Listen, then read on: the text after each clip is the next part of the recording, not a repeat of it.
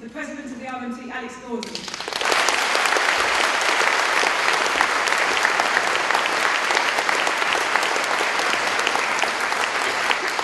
Thanks very much, Suzanne. Congratulations, first of all, to Socialist Party members for the work that you've been engaged in all year. Congratulations to Youth Fight for Jobs, and congratulations to the Jarrow Marchers, with whom we were so pleased to be associated yesterday on the last leg of their historic recreation of that march 75 years ago to London. Alex Gordon, President, National Union of Rail, Maritime and Transport Workers, down here this morning outside Temple Tube Station on the embankment to join the Youth Fight for Jobs Jarrow Marchers on the final 1 mile leg of their long journey into Trafalgar Square. My union's been very proud to be associated and to sponsor the marches. They stand in a great tradition of not just accepting the shit that we're dealt up, but fighting for something better, for a better world. And they're showing a lead to young people from one end of this country to the other. So I'm proud to be down here today confirming the RMT support for the Youth Fight for Jobs Jarrow Marches. Comrades, Chris has touched on the enormous struggles that are coming up in the next couple of weeks.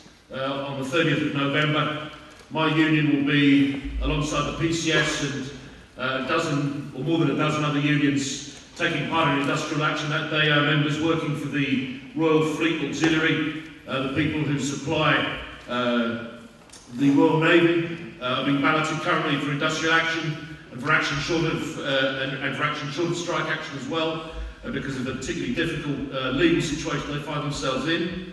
When it comes to taking strike action, they're under martial law effectively, and presumably will be clapped in irons or something. Whatever modern equivalent of that is, I think it's being clapped in irons. We're also balloting workers on the Orkney and Shetland ferries, and indeed the Tyneside Metro, and we look forward to the 30th of November being a starting point for extensive, coordinated industrial action, not just over the question of public sector pensions, which we must defend, but over the wider questions of the austerity cuts which this government are determined to introduce. And particularly in terms of the transport industry, we have an enormous fight on our hands to resist the proposals from the McNulty report, which will effectively de-staff the railway system in Britain, and also proposals being currently discussed by Boris Johnson, the Mayor of London, to introduce driverless trains on the underground system of this city. So we've got a massive struggle in front of us, we know that, but what we also know is that we're living in very, very interesting times.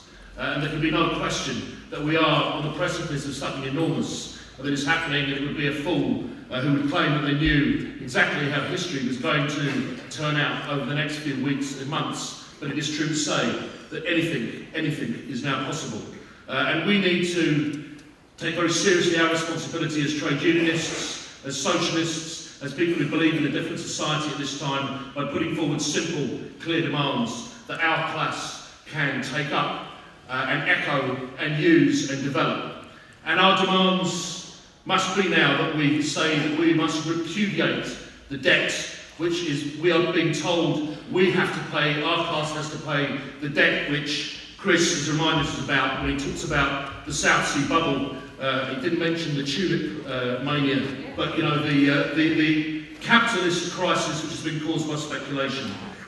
We must call for repudiation of debt, and we must call for a break with the forms of increasingly authoritarian economic and political governance which the crisis is pushing on our people. The current Euro crisis exposes the stark reality that European Union structures and institutions are there to protect banks and unaccountable elites at the expense of working people and public services.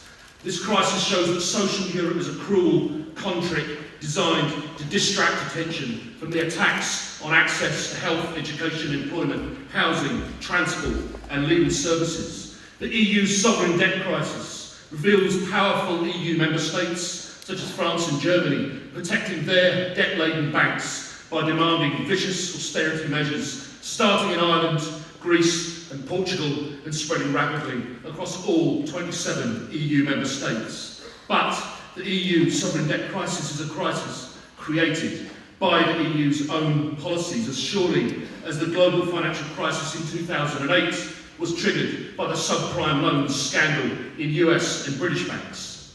Since 1992, the Maastricht convergence criteria that guarantee the stability of the euro have imposed severe restrictions on public sector expenditure and government borrowing, which in the UK has led to the private finance initiative, public-private partnerships, so-called privatisation of the public sector, and the wholesale introduction of market competition to education and health. The European Constitution, the Lisbon Treaty, imposed without a referendum in Britain 2 years ago, which confirmed the EU as a centralised superstate, is the only constitution in world history to enshrine neoliberal capitalism as the only permitted economic system. The EU single market requires free movement of capital, goods, services and labour, which causes loss of jobs and a decline in the ability of peoples to democratically control investment, ownership and soon taxation of wealth. Large-scale movement of labour within the EU has been used as a de facto free market labour movement policy to undermine wages and conditions and to drive a race to the bottom. And now we know that currently in preparation, the EU-India Free Trade Agreement, currently under negotiation and opposed by workers and trade unions in India, applies something called Mode 4 labour supply from India to the EU in order further to dump wages and undermine working conditions in this country and in other EU member states.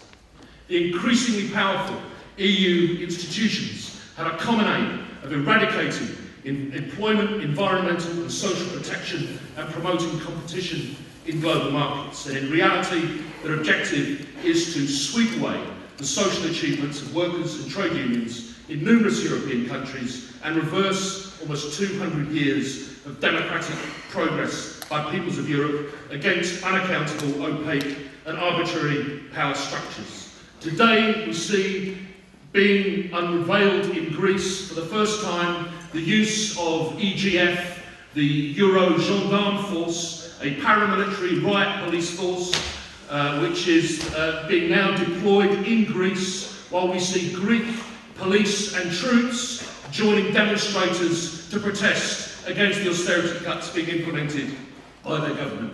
We truly are living in times when anything could happen.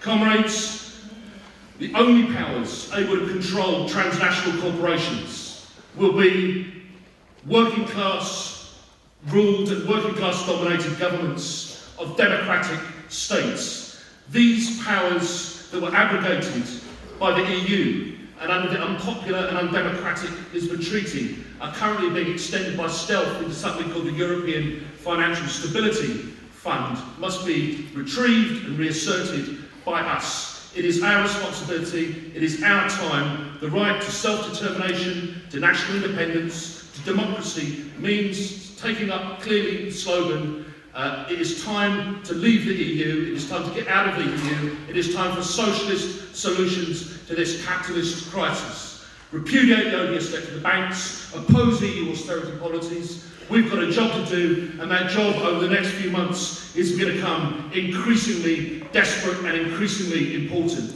Comrades, I look forward to working with you over the next 12 months as we work together over the last 12. Solidarity.